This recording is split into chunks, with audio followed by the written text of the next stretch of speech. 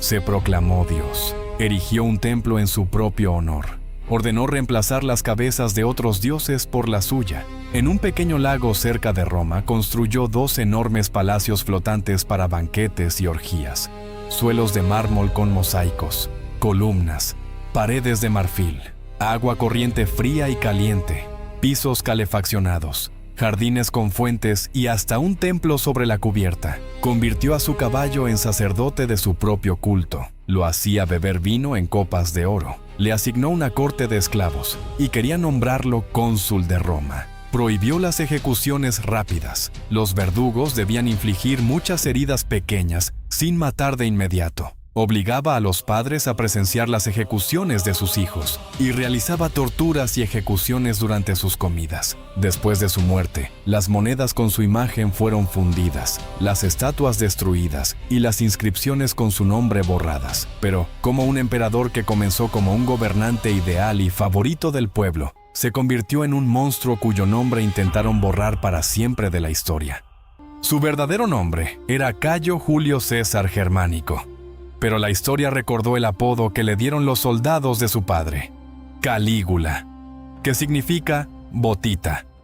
Su madre, Agripina, vestía al pequeño Cayo con un uniforme militar completo para levantar la moral de las legiones en la frontera germánica. Las caligae eran las sandalias militares de un legionario común.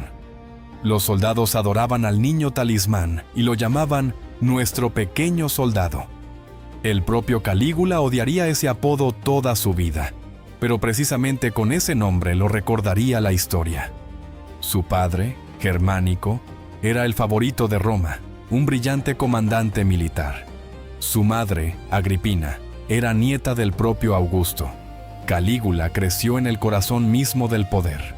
En aquel tiempo gobernaba Roma Tiberio, padre adoptivo de Germánico, viejo, sombrío y desconfiado.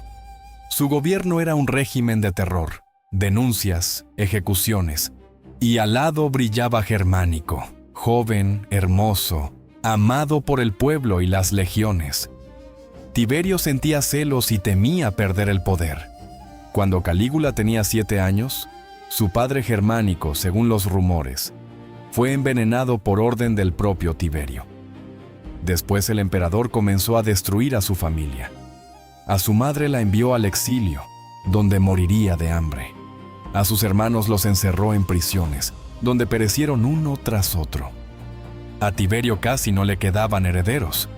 Por eso llevó al joven Calígula, de 18 años, a la isla de Capri para tenerlo cerca. En la isla, en su residencia, Tiberio pasó sus últimos años entre la paranoia y el desenfreno. Su residencia era la Villa Jovis, la Villa de Júpiter. 8 terrazas excavadas en la roca, 7,000 metros cuadrados de mármol y lujo a 300 metros sobre el mar. Desde allí gobernaba. Cada día los mensajeros llevaban despachos. Allí Tiberio leía denuncias, firmaba sentencias de muerte, asistía personalmente a los interrogatorios. A los acusados los llevaban a la isla, los torturaban. Después los arrojaban por los acantilados directamente al mar. Los dormitorios de la villa estaban decorados con pinturas y estatuas de la índole más obscena. Sobre las mesas había libros de Elefantis, donde se describían distintas formas de hacer el amor para que, como escribe Suetonio, cada uno tuviera siempre a mano el modelo prescrito para sus prácticas.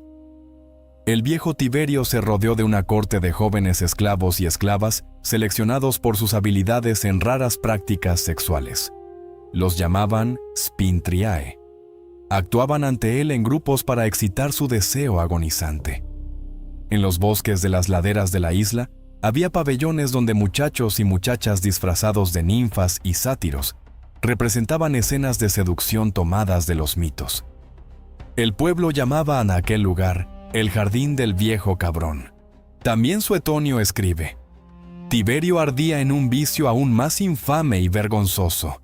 Es pecaminoso incluso escucharlo y hablar de ello, y más difícil aún creerlo. Y luego describe hechos por los que siglos después se haría famoso cierto islote privado para las élites. Lo que ocurría en la villa lo relata sobre todo un historiador, Suetonio. que escribió 80 años después de los acontecimientos. Tácito, otro historiador romano, apenas lo insinúa. Tiberio se hundió en todos los vicios y deshonras, entregándose a sus inclinaciones. Casio Dion no escribe nada al respecto. Existe una versión moderna según la cual estos relatos fueron en gran parte una venganza de la aristocracia romana. Tiberio aterrorizó al Senado, y durante 100 años las familias nobles transmitieron su odio de generación en generación. Y Suetonio escribía basándose en los relatos de los descendientes de aquellos a quienes Tiberio había ejecutado. Sin embargo, los rumores sobre Capri circulaban por todo el imperio ya en vida de Tiberio. Y fue a ese lugar de lujuria, desenfreno y crueldad, a donde llevaron al joven Calígula de 18 años.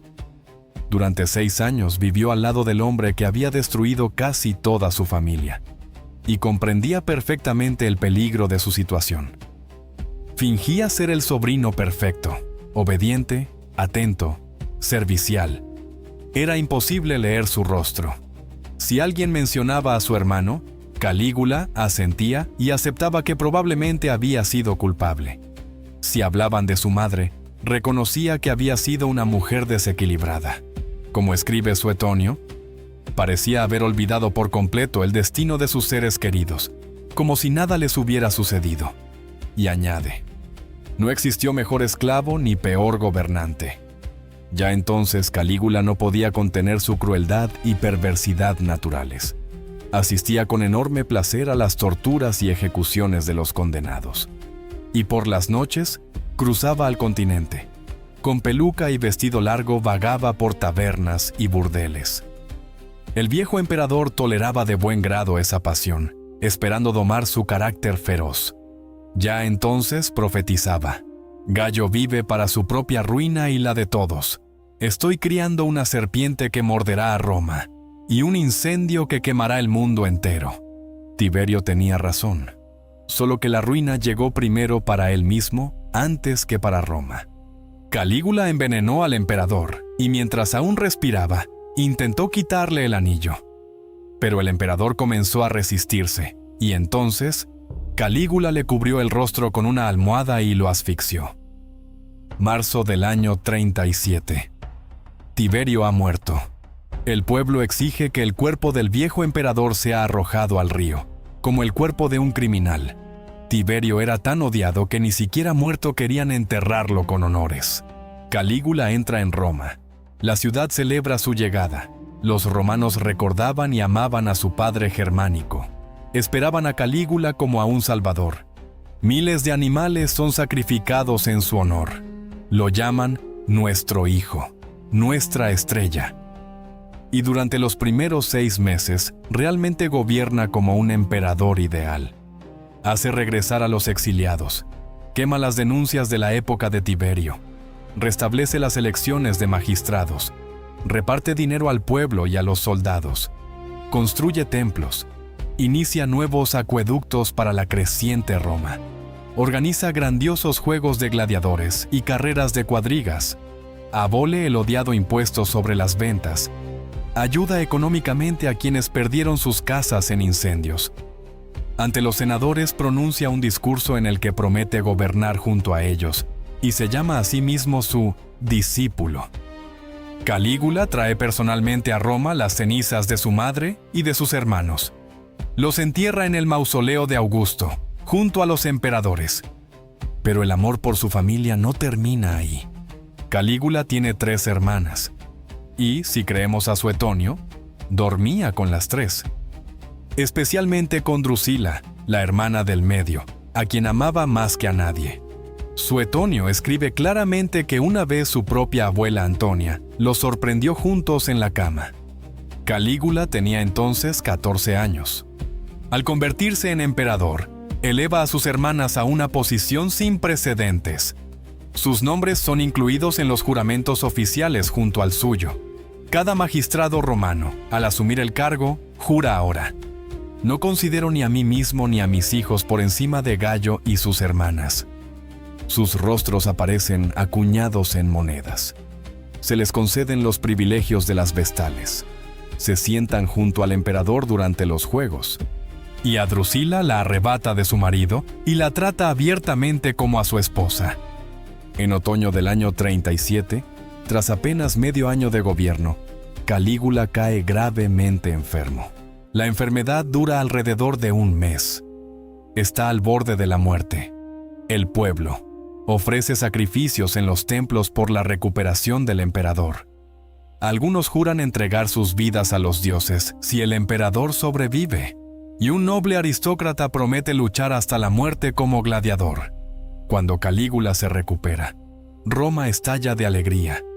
Pero después de la enfermedad, aparecen la paranoia, las ejecuciones y la obsesión con su propia divinidad.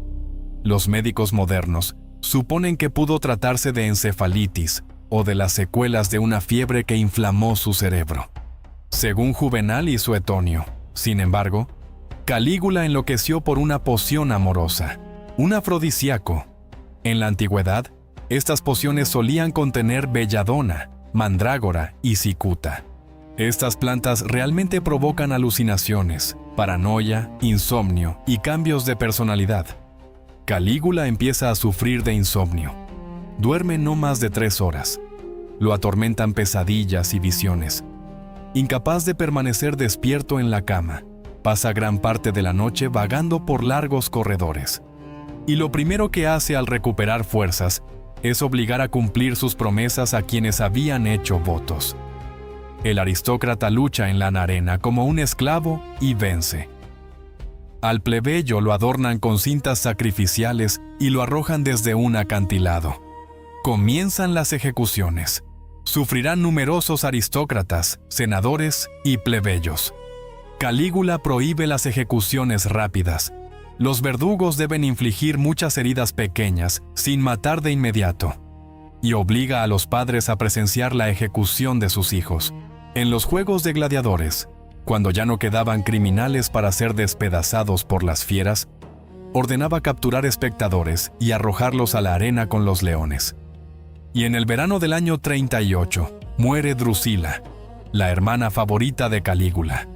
El emperador enloquece definitivamente de dolor. Durante el luto, reír, bañarse en las termas o cenar con la familia se convierte en un crimen de estado castigado con la muerte, y muchos son ejecutados directamente durante el luto por violar las reglas. Declara a Drusila una diosa, encarnación de Venus. Construye un templo. Nombra sacerdotes. Antes de Drusila, en Roma solo se divinizaba a emperadores varones. A sus otras 2 hermanas las acusa de conspiración y las destierra a islas desiertas, obligándolas a vivir en la pobreza. Llevaba 2 cuadernos. Uno titulado Espada, el otro Daga. La espada era la lista de aquellos que planeaba ejecutar. La daga, de quienes quería deshacerse en secreto. El emperador disfrutaba especialmente de las torturas, interrogatorios y ejecuciones durante banquetes y comidas. Traían prisioneros desde las cárceles, los torturaban, interrogaban y ejecutaban en presencia de Calígula mientras él comía. Sobre el grado de crueldad al que llegó el emperador, escribe el filósofo estoico Séneca el Joven en su tratado sobre la ira, viviendo en tiempos de Calígula. Un aristócrata llamado Pastor acude al emperador suplicando que perdone a su hijo, arrestado por su apariencia demasiado elegante y por llevar el cabello excesivamente arreglado. Calígula responde ordenando ejecutar al joven ese mismo día, y al padre lo invita a un banquete después de la ejecución. Pastor acude. Calígula brinda por él y ordena colocarle una corona de flores. Lo obliga a beber y divertirse. Pastor, temiendo ahora por la vida de su segundo hijo, sonríe y se ríe. El propio emperador no era atractivo. Suetonio lo describe así: muy alto, muy pálido, cuello delgado y piernas delgadas, ojos hundidos, una frente ancha y sombría, calvicie en la coronilla, y todo el cuerpo cubierto de abundante vello. Para que nadie viera su calvicie, Calígula promulgó una ley que prohibía mirarlo desde arriba. Estar en un escalón, un balcón o cualquier lugar elevado mientras el emperador pasaba se castigaba con la muerte. Pero además de las ejecuciones, Calígula disfrutaba humillando tanto a la nobleza como al pueblo. Recorría Roma en una litera mientras obligaba a nobles senadores y cónsules a correr a su lado. A veces aceleraba deliberadamente el paso para que los ancianos aristócratas terminaran sin aliento. Nadie se atrevía a negarse. Calígula fue el primer emperador romano que exigió que los senadores le besaran los pies y no la mano, como antes. Aquello fue una humillación salvaje para la aristocracia romana. En sus banquetes le gustaba escoger a las esposas de los senadores, llevárselas a su dormitorio y luego regresar a la mesa para comentar delante del marido cómo había sido ella en la cama, qué le gustaba, qué no, y cuánta experiencia tenía.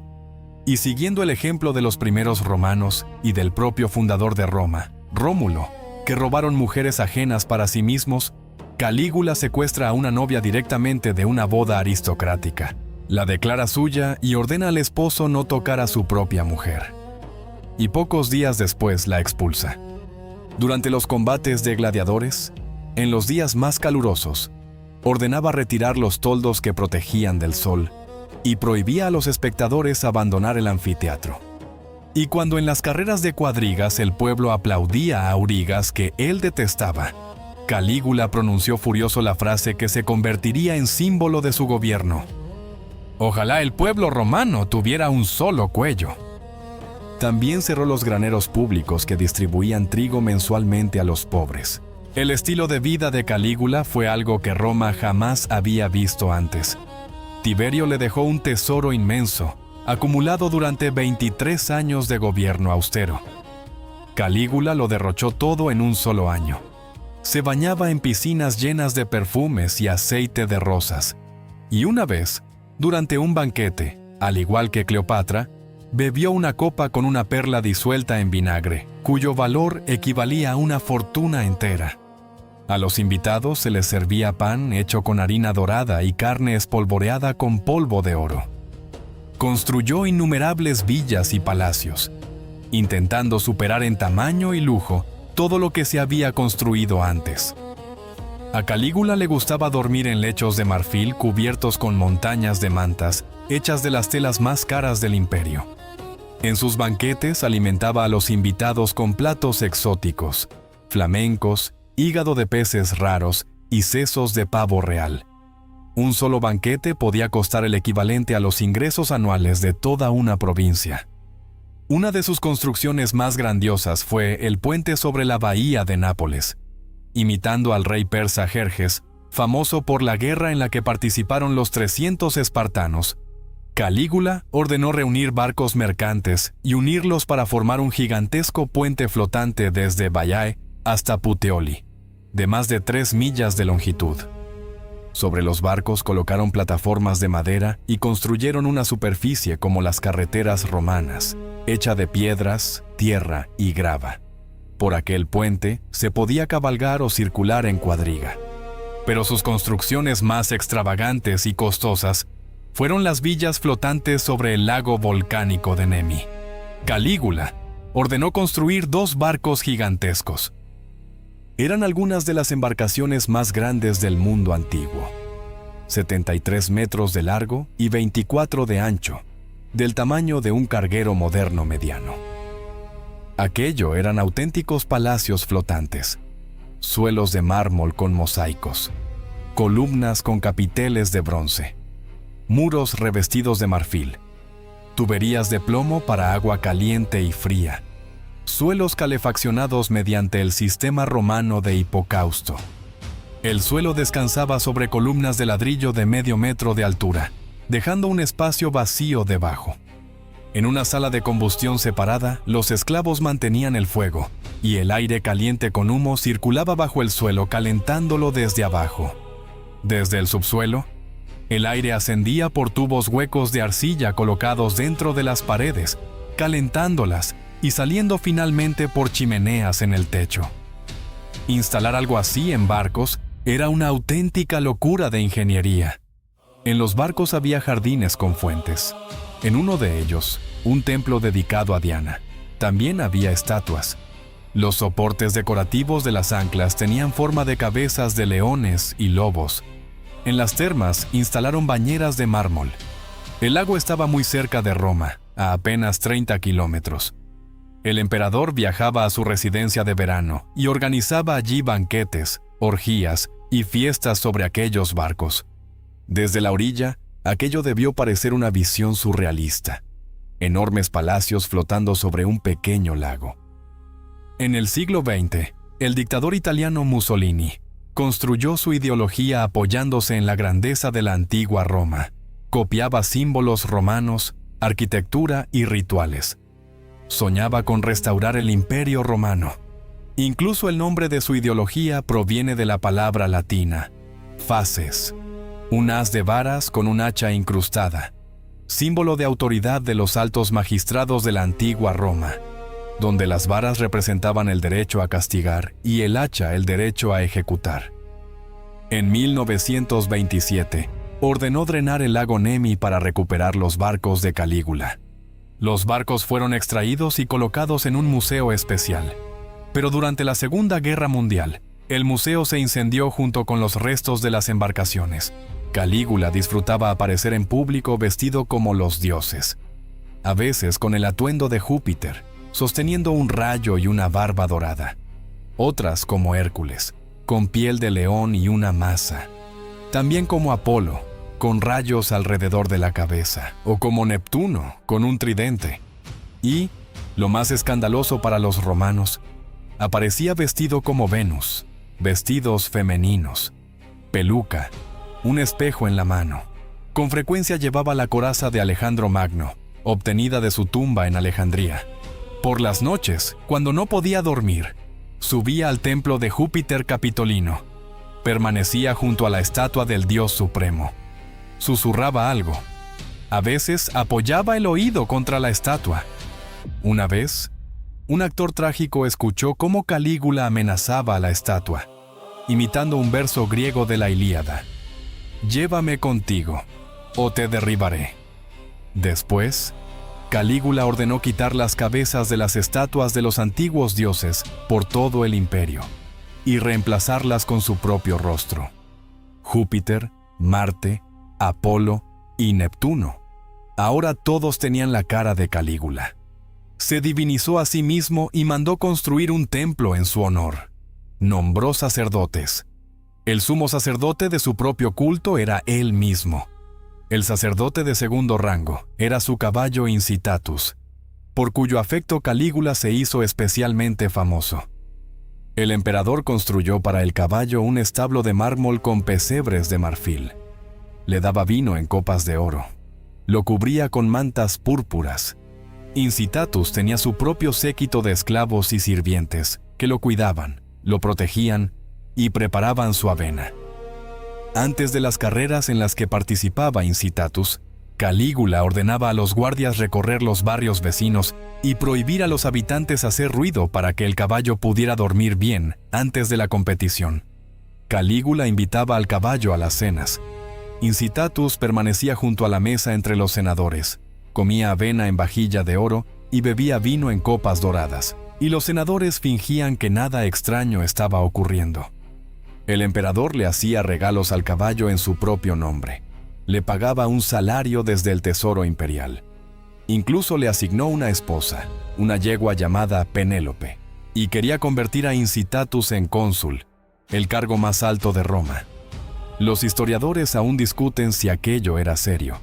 Algunos creen que Calígula realmente, debido a su locura, planeaba sentar un caballo en el Senado. Otros consideran que fue una burla cínica hacia los senadores, como si Calígula dijera: «Ustedes no son nada. Un caballo puede hacer su trabajo igual de bien». Todo aquel lujo costaba cantidades colosales de dinero, y el tesoro imperial comenzó a vaciarse rápidamente. Entonces Calígula restauró la ley que él mismo había abolido durante el primer año de su gobierno, la ley de lesa majestad. La misma ley con la que Tiberio destruyó a su madre y a sus hermanos. La ley funcionaba de manera sencilla. Cualquier romano rico podía ser acusado de ofender la majestad del emperador. El denunciante recibía una cuarta parte de los bienes del acusado. Las otras 3/4 partes iban al tesoro imperial. Los senadores comenzaron a ser ejecutados por decenas. Sus fortunas fluían hacia las arcas de Calígula. Calígula introdujo nuevos impuestos. Y lo más escandaloso, organizó un burdel directamente dentro del palacio imperial en el Palatino. Pero las prostitutas no eran esclavas. Suetonio escribe que eran mujeres casadas, mientras que Dion afirma que eran esposas e hijas de aristócratas romanos. Los clientes eran romanos ricos, los precios enormes. A los visitantes se les prestaba dinero con intereses, y sus nombres eran anotados para saber quién incrementaba los ingresos del César. Los historiadores modernos observan esta historia con escepticismo, porque ninguno de los contemporáneos de Calígula menciona algo semejante. Además, Calígula organizaba subastas. Allí vendía gladiadores, caballos, esclavos y muebles de sus palacios. Él mismo dirigía las pujas. Anunciaba precios iniciales absurdamente altos, presionaba a los presentes y los obligaba a superarse unos a otros. Una vez, durante una de esas subastas, el rico senador Aponio Saturnino se quedó dormido.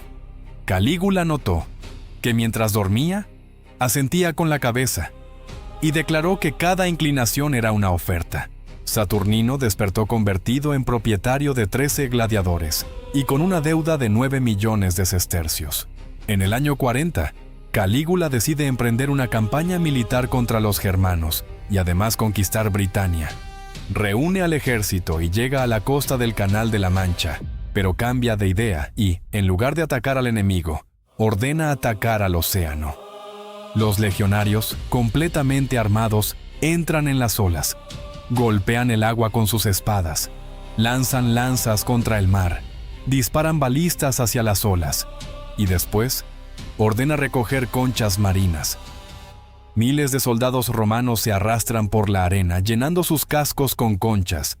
Calígula declara que aquello es el botín arrebatado al dios del mar Neptuno. Un dios había derrotado a otro. Pero incluso para una figura como Calígula, la historia del ataque al mar y la recolección de conchas puede sonar extraña. Existen varias versiones sobre lo que realmente pudo haber ocurrido. La primera, por alguna razón las tropas se negaron a cruzar el mar, y entonces Calígula, como castigo, ordenó a los soldados golpear el agua y recoger conchas. Recoger conchas era, evidentemente, una tarea humillante para los legionarios. La segunda, nunca hubo conchas. Todo pudo deberse a un error de traducción. El término latino musculi significa tanto conchas como máquinas de asedio. Y después de cambiar de idea sobre la invasión, Calígula habría ordenado no recoger conchas, sino desmontar las máquinas de asedio. Pero regresar a Roma sin victoria era una vergüenza. Entonces Calígula ordenó capturar a los galos más altos, teñirles el cabello de rojo y obligar a los prisioneros a aprender lengua germánica. También ordenó sacar las trirremes de combate del agua y transportarlas por tierra hasta Roma. Calígula exigió al Senado que organizara un triunfo a su regreso. El Senado descubrió que no había existido ninguna victoria, y para evitar el castigo y no organizar un triunfo vergonzoso, comenzó a ganar tiempo. Calígula perdió el triunfo y entró en Roma a caballo, conformándose solamente con ovaciones. Sobre el siguiente episodio escribe el filósofo judío Filón, quien llegó a hablar personalmente con Calígula. En el año 38 ocurre un pogromo contra los judíos en Alejandría. La población griega saquea el barrio judío y quema las sinagogas. Una delegación judía encabezada por Filón viaja a Roma para pedir protección al emperador. Calígula los recibe en un jardín y pregunta: ¿así que ustedes son esos enemigos de los dioses que no creen que yo soy un dios? La religión judía prohibía adorar a seres humanos. Por eso los judíos no rendían culto a las estatuas de Calígula. Los judíos responden que habían ofrecido sacrificios por la salud del emperador. Calígula responde que él es un dios y que los sacrificios debían hacerse no por él, sino para él. Luego se burla de que los judíos no comen cerdo. Los observa casi con lástima y dice: «Estas personas no son tanto criminales como desgraciadas y necias, ya que no creen en mi naturaleza divina». Con esas palabras despide a la delegación, y los judíos regresan sin haber recibido ninguna protección. Entonces, Calígula ordena entrar con el ejército en Judea y levantar en el templo de Jerusalén, en el santo de los santos del judaísmo, una gigantesca estatua dorada de sí mismo. Y si los judíos se oponen, ejecutar a quienes resistan. Judea formaba parte de la provincia romana de Siria. La orden llega al gobernador de Siria, Petronio. Bajo su mando hay 2 legiones, alrededor de 20,000 soldados. Petronio avanza hacia Jerusalén, pero miles de judíos desarmados salen a su encuentro. Se arrojan al camino delante de las legiones, exponen sus cuellos ante las espadas y suplican que no profanen el templo. Entonces el gobernador romano hace algo que podía costarle la muerte. Petronio se niega a cumplir la orden del emperador. Le escribe una carta a Calígula intentando hacerlo cambiar de opinión, explicándole que los judíos están dispuestos a morir en masa, que la provincia se rebelará, que comenzará una insurrección. Calígula estalla de furia, ordena a Petronio suicidarse. Pero la carta del emperador tarda mucho tiempo en llegar. Y durante esos días en Roma, ocurre otro acontecimiento. El 24 de enero del año 41 en Roma, se celebran los Juegos Palatinos. Calígula está en el espectáculo. A mitad del día se levanta para almorzar y tomar un baño. Para pasar del teatro al palacio, hay que atravesar un estrecho corredor subterráneo. Allí es donde matan a Calígula. Los pretorianos, los guardias que debían proteger al emperador, le asestan 30 golpes de espada. Tenía 28 años. Gobernó 3 años y 10 meses. La noticia de la muerte del emperador llega antes que la orden de Calígula de que Petronio se suicidara. Petronio permanece con vida, y la estatua nunca llegó a colocarse. Flavio Josefo escribió sobre ello así: Dios castigó al impío emperador por la insolencia que había concebido contra el templo. Cuando los senadores supieron del asesinato del emperador, se reunieron de urgencia en el Capitolio y hablaron abiertamente de restaurar la república.